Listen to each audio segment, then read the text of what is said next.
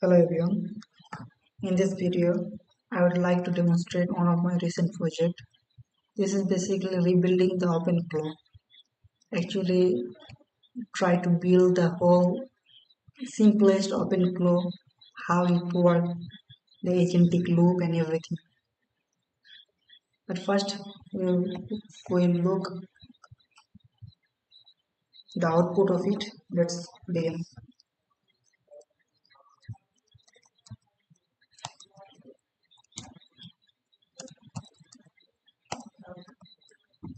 I run the main file. It taking some time. Just wait.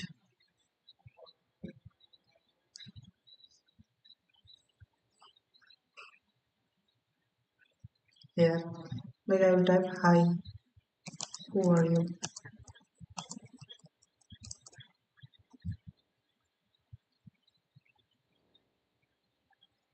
Taking some time, the output is giving this hello, I'm Claude, an AI assistant made by Anthropic.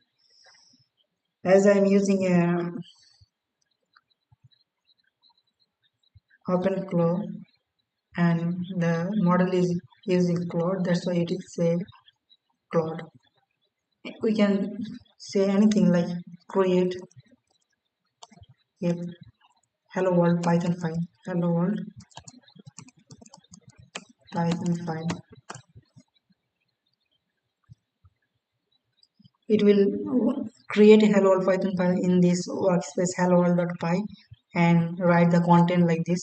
We can see it like after quit from this terminal and we can see the output what it create like this is the creation, so that check it out. This is hello world. We can create, we can delete, everything we can do using this agentic, using this agent. That's how we can see here. We can run it here also. So now let's see the whole project. I'm going to now showing the GitHub. Just wait. I'm going to show you the GitHub. Here is the GitHub. Here is the GitHub. Let's see the what is the content here. What are the files? What are the main things are happening in this? The agentic loop and everything, the sessions, and what are the tools I mentioned here. Let's see here. So I try to build an AI coding assistant that is from the scratch using the Python and LiteLLM. It's the basic and most basic agent. So the goal is to understand how modern AI agents work internally by implementing the complete agent loop and tool calling architecture. Let's see the main function at first. Here the main function. I use the build system prompt. This is the actual the system prompt, like hard-coded prompt like you are the AI assistant, current date and time, current working directory, etc. etc.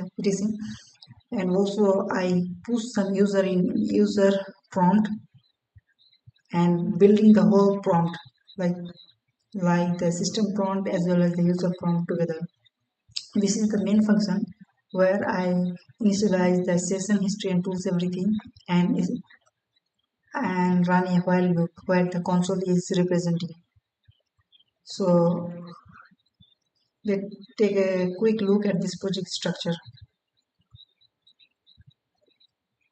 So if you look, this is the project structure. There's a main current the main, and it is 3 folder: agent, session, and tools. The main brain of this project is this agent, the loop.py, and the session is this is the managing the memory of it, not the full memory, some elementary memory, the conversation persistence. So, and this is that I use two type of tools like file system. This file system just create and delete or read and write file tools, and this execution just execute the command that it need to be executed. So, and also this is the workspace. This is the working directory where the agent reads and writes project files. When I tell the program to read or write something, to create something, here though everything is created. So main function serves as this main function serves as the application entry point. Okay, and if you see the world, if you want to create this file in your own, just clone this project and download the requirement files I mentioned here. Now let's look at the tools. The project currently has two functional tools on the base abstraction. Let's look at the tools. This is the tools. It has the base abstraction. This is the base abstraction. The common interface that every tool follows. Each tool exposes its schema and execute method, making the architecture modular and easy to extend. This is the what are the mentioned the name, description, and parameter. These things will present in every tool. I use this actually schema for every tool. Like if you see in the file system, this is file read and write system. This is read file. The functions, the name, description, and parameter given, and execute are also given here. So it allows the agent to read existing files and write or update files inside the workspace. So look into the second tool, which is execute tool, which enables the agent to execute supported operation and use the result as part of the reasoning process. So here you can see the dangerous pattern. It remove any dangerous command from the which is created by the Claude, and the execute tool same basic schema is here, the name, description, and parameter, and you can see the execute function is here also here, taking the command, what is the command from the arguments, and if it is a dangerous then don't run it, or command matches dangerous pattern, so return it and then try and create new process from it, right? So I use try and catch block here. So that's it. That's the whole thing. Now look into the actual uh, brain of this the agent. Here I use the agentic loop. Uh, Look the agentic look. This the model I use the open dot anthropic plot sonnet model, and maximum iteration is 20. That's the basic things. This is the run agent. This is the main function where the actual thing happening. Like user message to history and system prompt, everything is I take here as parameter, and I check something here, and here the using the LiteLLM I use using the LiteLLM I call the model or a large language model, whatever you can say. So after the response come from the LLM, a response come from the LLM from here, and we choose the message for the choice dot zero dot message. Take the message of it. Now I print it. If there is any tool call, then it will call the tool from here.